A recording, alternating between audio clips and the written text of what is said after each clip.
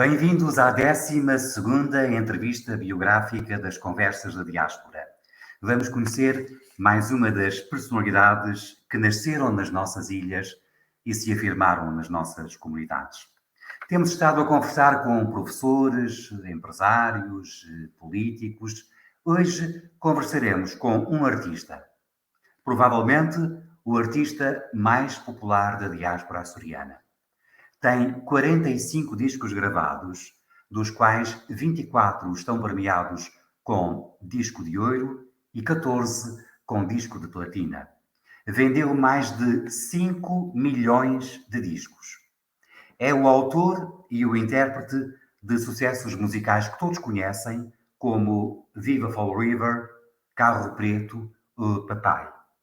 Chama-se Jorge Ferreira e vive nos Estados Unidos da América.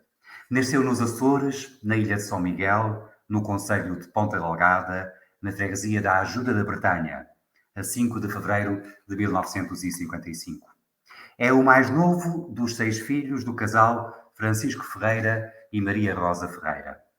Tocava trompete na Filarmónica da Bretanha, quando, ainda criança, teve de acompanhar a imigração dos seus pais para Fall River.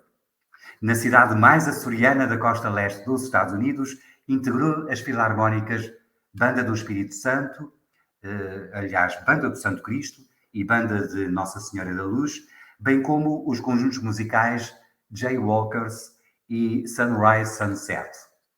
A primeira banda que liderou chamava-se Vibrations. Seguiram-se o conjunto Vênus e o conjunto Mars. Grava o seu primeiro single com o tema O Cancionista, que também é fadista, e em 1980 é contratado pela editora discográfica Henda Records. O seu primeiro grande sucesso chega com o segundo álbum, Amar Como Jesus Amou. Em 1983, assina pela editora Rádio Triunfo e lança o seu terceiro álbum, Viva Fall River. 2 anos depois, edita outro grande sucesso, Papai, com a sua filha Ellison Ferreira. Mais tarde, ganha ainda maior popularidade na América e em Portugal com o tema Carro Preto. Em 2006, recebeu 6 prémios na segunda edição dos Portuguese Music Awards of America. Em 2013, participa na primeira edição dos International Portuguese Music Awards, vencendo a categoria de Música Popular. Em 2016, é editada a compilação Best Of, com 21 sucessos, de 1994 a 2013. São vários os artistas de música portuguesa que cantam e gravam as suas canções, como Luís Filipe Reis, Neil Monteiro e o próprio Tony Carreira. Este nosso conterrâneo já foi nomeado Homem do Ano na cidade de Fall River e, em Atlantic City, foi coroado como embaixador da música portuguesa. Jorge Ferreira, muito obrigado por ter aceito o nosso convite. Seja obrigado eu. É com honra que estou aqui. Muito obrigado. Muito obrigado nós. Comece exatamente por aí. Sente-se como o embaixador da música portuguesa nos Estados Unidos? Se eu me sinto... não, eu simplesmente levo a bandeira portuguesa no peito, canto aquilo que sinto, e a partir daí as pessoas é que julgam, é que são o verdadeiro juiz e portanto, apontam aquilo que querem, não é? Aquilo que desejam. Agora, sentir-me que sou embaixador, acho que não, acho que faço o meu dever.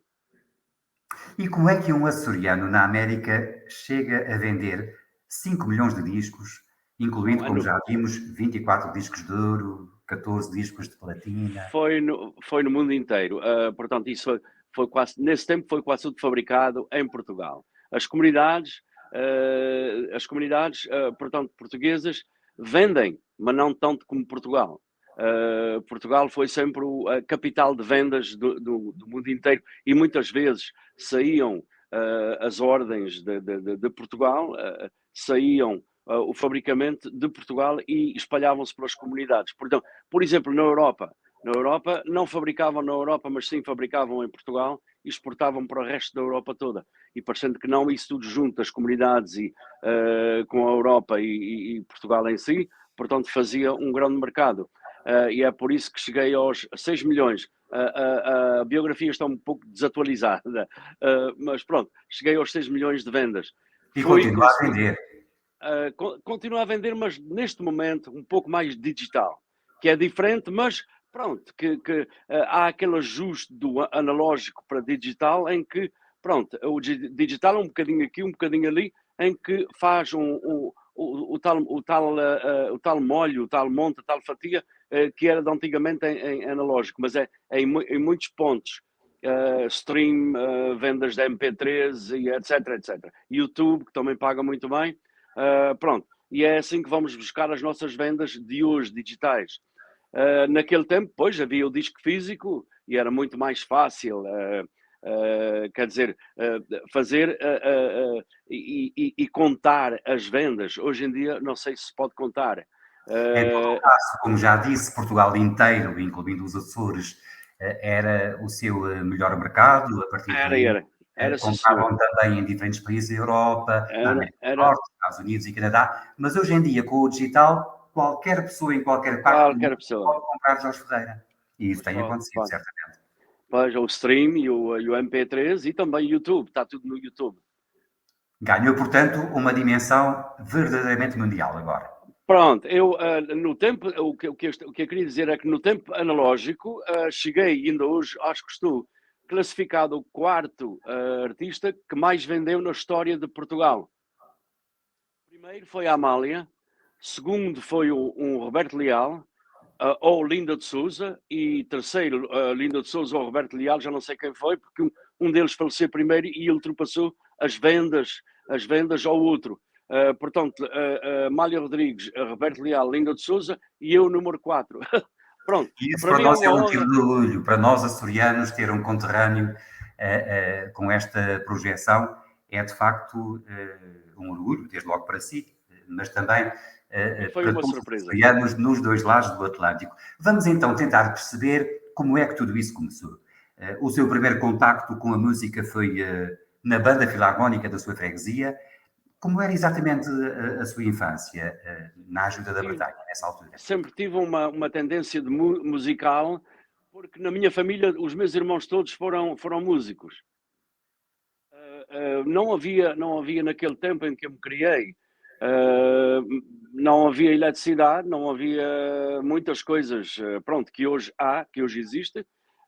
Portanto, naquele tempo o único entretenimento que havia era durante o dia jogar ao futebol, com aquelas bolas enroladas em trapo e não sei o quê, e portanto à noite era ensaiar música. Eu adaptei os dois, jogar ao futebol e portanto pisar os pés durante o dia e à noite ensaiar música.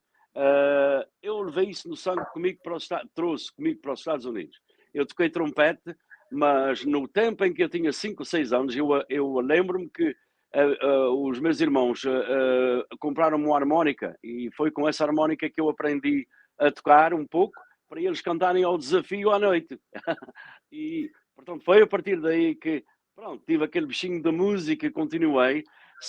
Ensaiei o trompete ainda em São Miguel, na Bretanha. Emigrei para os Estados Unidos com os meus pais e continuei aqui. Continuei numa filarmónica a tocar o trompete, uma vez que já sabia um pouco. E depois adaptei juntei uns colegas e fiz a primeira banda. De banda fui para outra banda. E o que é que recorda exatamente dessa sua imigração para os Estados Unidos e da sua integração inicial na cidade de Fall River? Era muito novo ainda, com certeza. Eu, como qualquer outro imigrante, ou filho,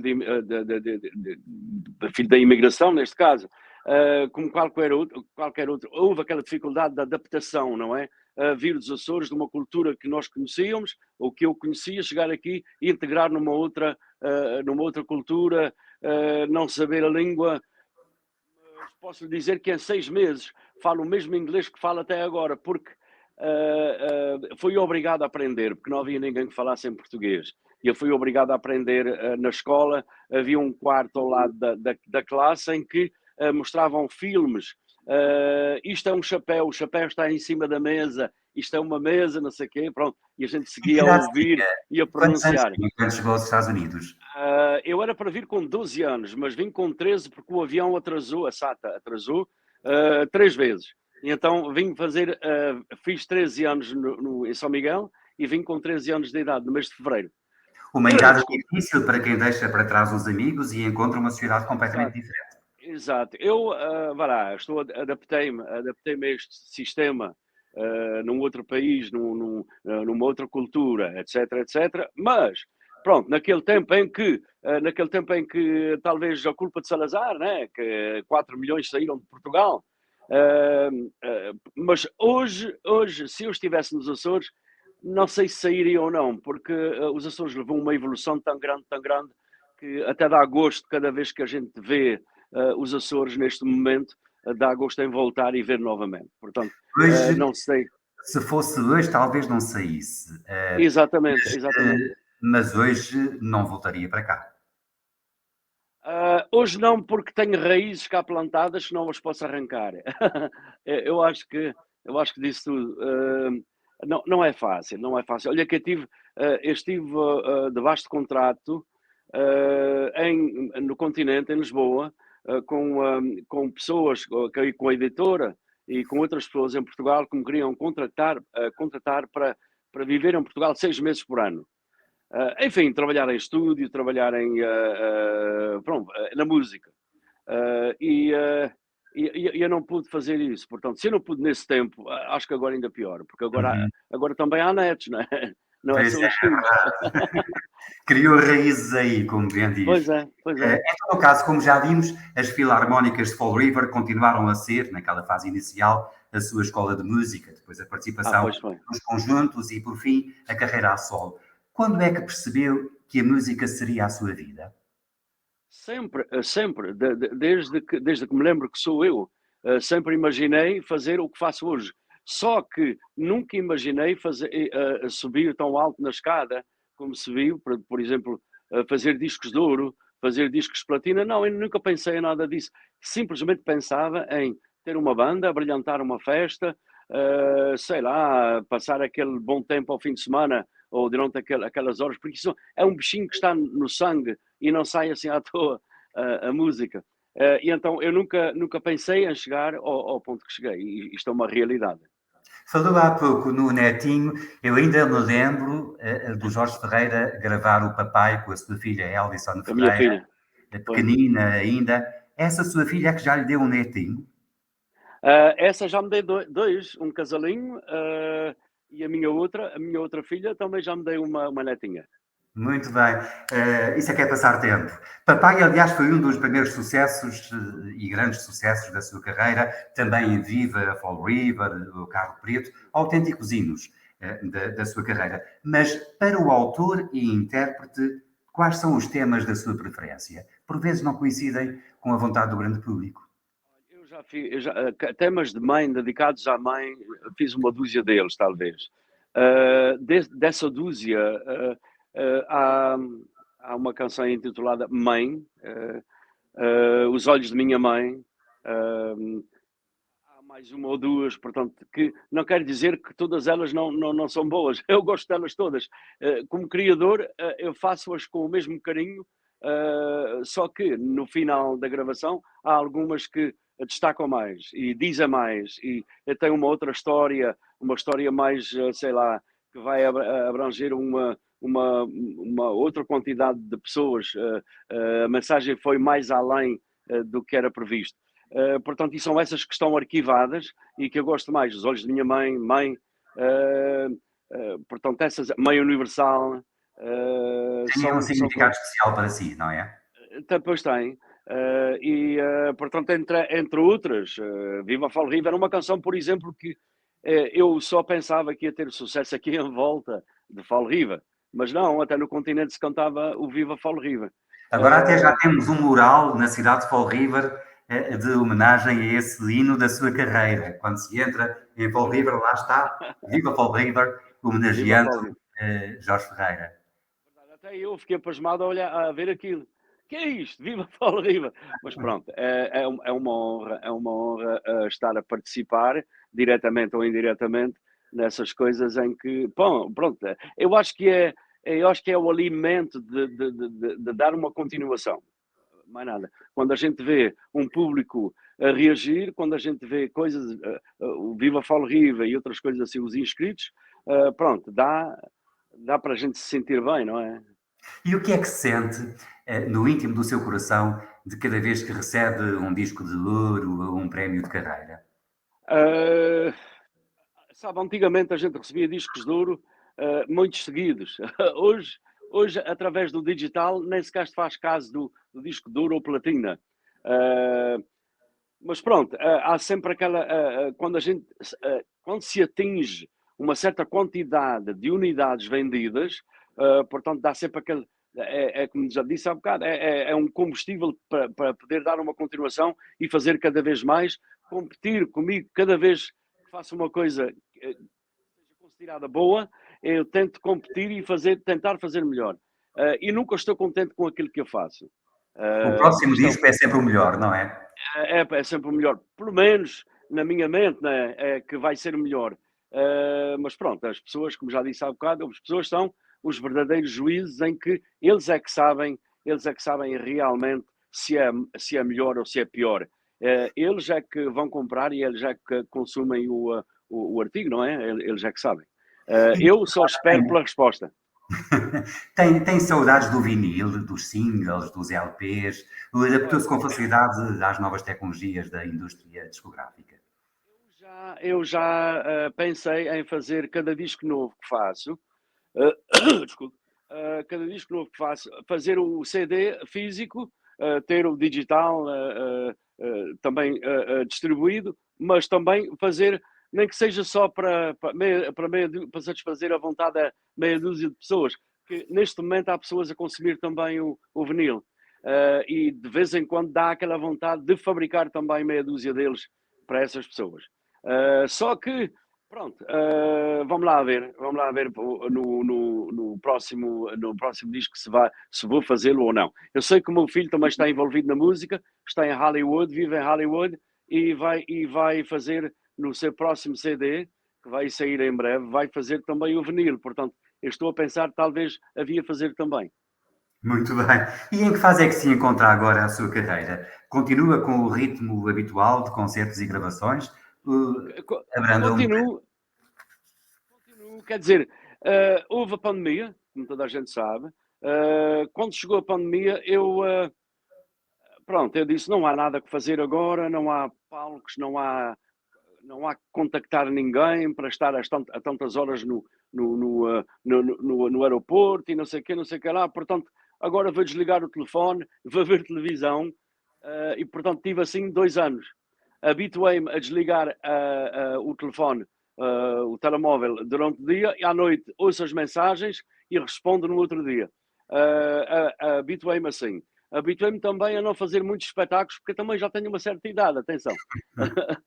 Porque eu cheguei a fazer quase 20 países por ano. E então isso corresponde em 6 meses por fora de casa. Mas não é só o estar fora de casa, é a preocupação de ir para o aeroporto, tenho que levantar a tantas horas, tenho que fazer as contas, levanto a tantas horas, estou pronto a tantas horas, o táxi está aí, ou a pessoa que me vem buscar, vou para o aeroporto, tenho que estar no aeroporto a X de horas, é muita coisa para a cabeça. E eu prefiro estar mais tranquilo, com menos espetáculos. Pronto, a data, a gente olha para a agenda quando alguém telefona e quer aquela data, a gente se está aberta, ui, se eu não vou marcar, epá, até marco, e pronto. Mas o meu ideal é 2 dúzias de espetáculos por ano. Agora, Agora, presentemente, é o ideal. na Mas fase mais ultrapassa sempre isso um intensa, bocadinho. na fase mais intensa da sua carreira, quantos espetáculos chegou a fazer por ano? Portanto, aqui isso era antes de uma carreira profissional. Quando é uma carreira profissional, há que viajar para aqui, esperar 2 dias, fazer o espetáculo, voltar um dia ou dois depois. Mas aqui eu cheguei a fazer 160 por ano, aqui nesta zona. 160 atuações, não se pode dizer que são espetáculos, atuações. E essas atuações, portanto, era sexta, sábado e domingo, e às vezes mais ainda, conforme conforme os feriados, não é? E as destinações internacionais, quais eram os países que habitualmente mais visitava? Por Olha, razões de... África do Sul, Austrália, Venezuela, Caraíbas, Brasil,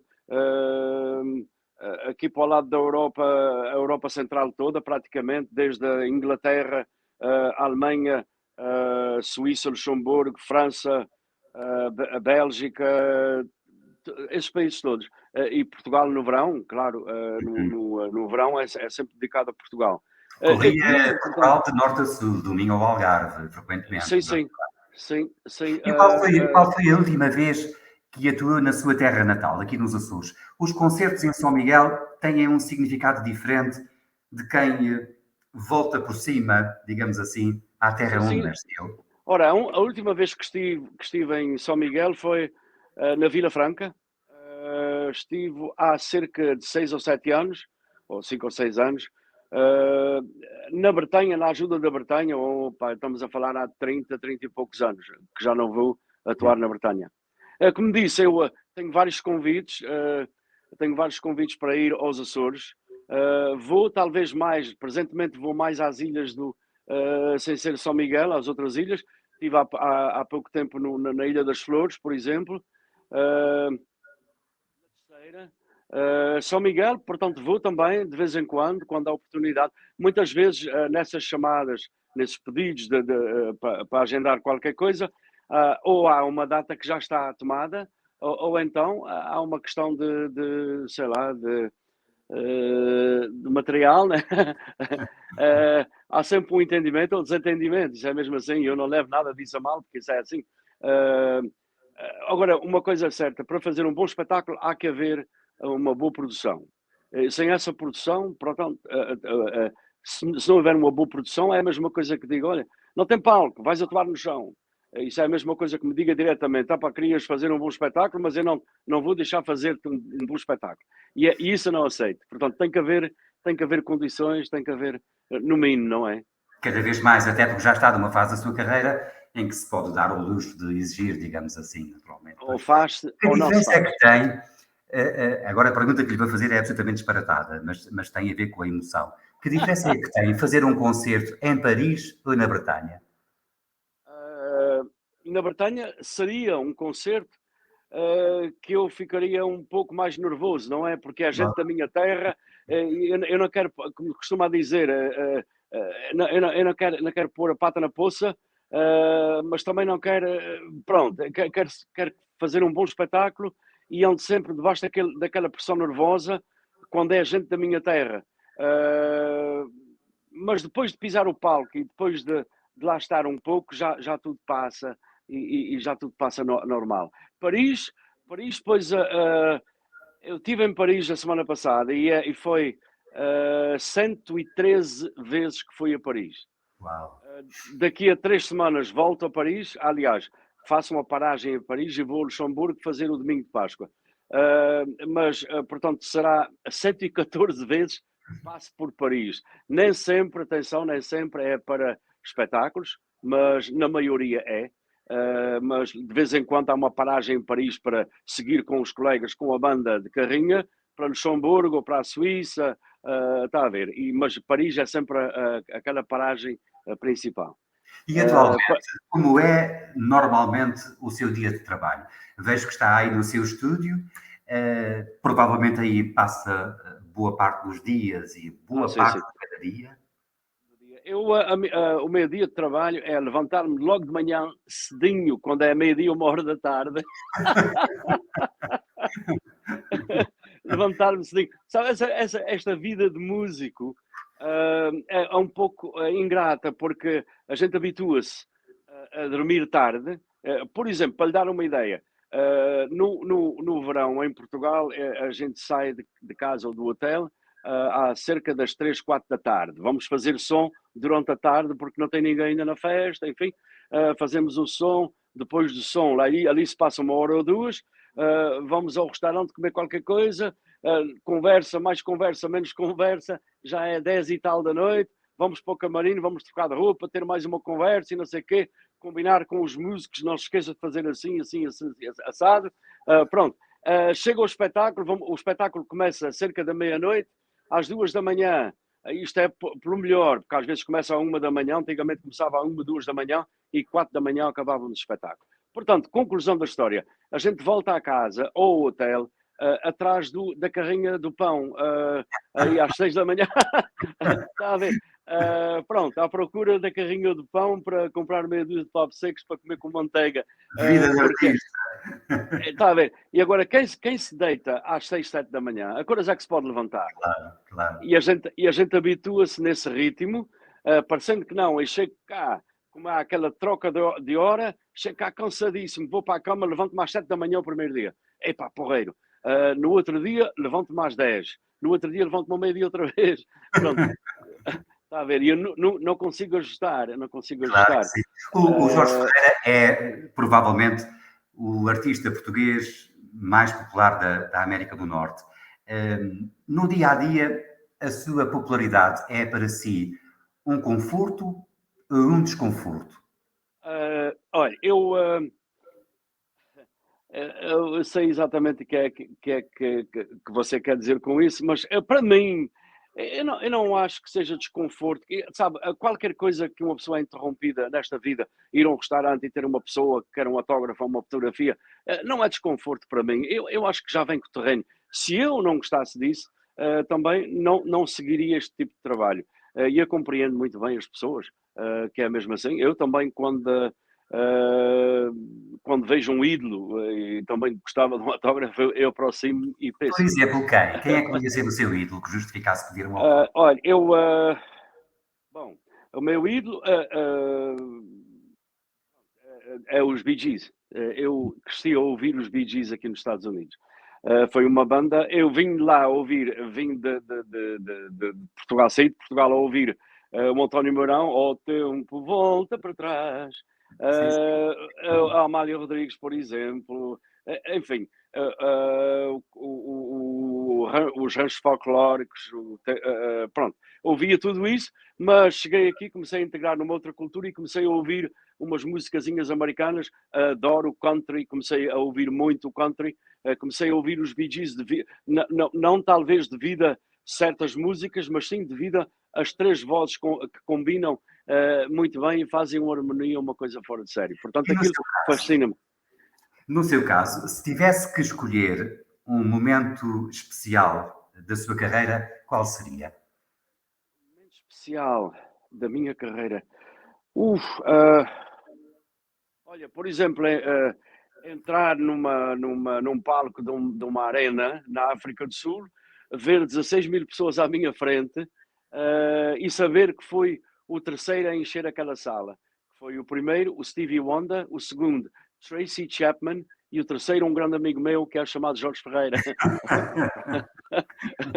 Pronto. Isto são coisas que marcam para a vida, não é? Dá muito prazer. Houve uma grande máquina também a trabalhar para que isto acontecesse na África do Sul. O Sr. Carlos Paiva, por exemplo, que foi uma pessoa fora de série que trabalhou muito bem, e não sei se ainda trabalha nos espetáculos, mas pronto, ele mudou-se da África do Sul e sei que fazia um excelente trabalho, tinha uma equipa fora de série a trabalhar para que as coisas acontecessem como aconteceu. E depois disso tudo, o que é que lhe falta fazer na música? Ah, bom, eu vou no dia a dia, não é? Não tenho nada marcado que quero fazer. Não, eu acho que já fiz um pouco de tudo. Eu acho que tudo o que vier é um extra na vida, na minha vida. Quero continuar a fazer isto sempre que possa, porque isto é como se fosse uma refeição musical para mim, como se fosse comer comida, comer 2 vezes por dia e comer uma outra refeição, que é a refeição musical. Para mim faz parte também do dia a dia, a E o que música. é que, Portanto, e o que, é que gostaria de fazer depois da música? Essa é a questão final, porque o tempo, infelizmente, oi, de- depois da música, continuar a fazer letras e músicas para outros. O que faço neste momento, mas, portanto, fazer em escala maior. ou seja, de uma forma ou de outra, diretamente por interposta pessoa, sempre e para sempre ligado à música. Sim, sim, sim. Agora, se fosse no início, se me desse a escolha, o que é que queres fazer sem ser música? Eu digo muitas vezes que queria ser um carpinteiro ou pintor, mas na verdade, o que mais me fascina é a astronomia. Portanto, gosto muito de saber dos planetas, do Sol, dos planetas, da galáxia, não sei o quê. Portanto, é uma coisa que me fascina também. Mas não vive nas nuvens, tem os pés bem assentes na terra. Sim, sim. Como convém. Muito bem. Oh, Jorge Ferreira, muito obrigado pela sua participação, por esta conversa tão interessante. Continuação de sucesso e de saúde, principalmente, para si e para os seus. Doutor José Andrade, eu sei que quando se trata de rádio e televisão, tudo ao segundo é contado. Eu simplesmente quero lhe agradecer o tempo que me dedicou e a sua equipa também.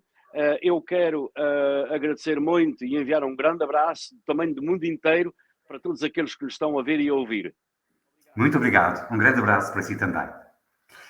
Na próxima semana temos previsto atravessar a América, desde Massachusetts até à Califórnia, para conversarmos com o comendador Manuel Eduardo Vieira, que nasceu na Ilha do Pico e se tornou o maior produtor de batata doce orgânica do mundo. Contamos convosco.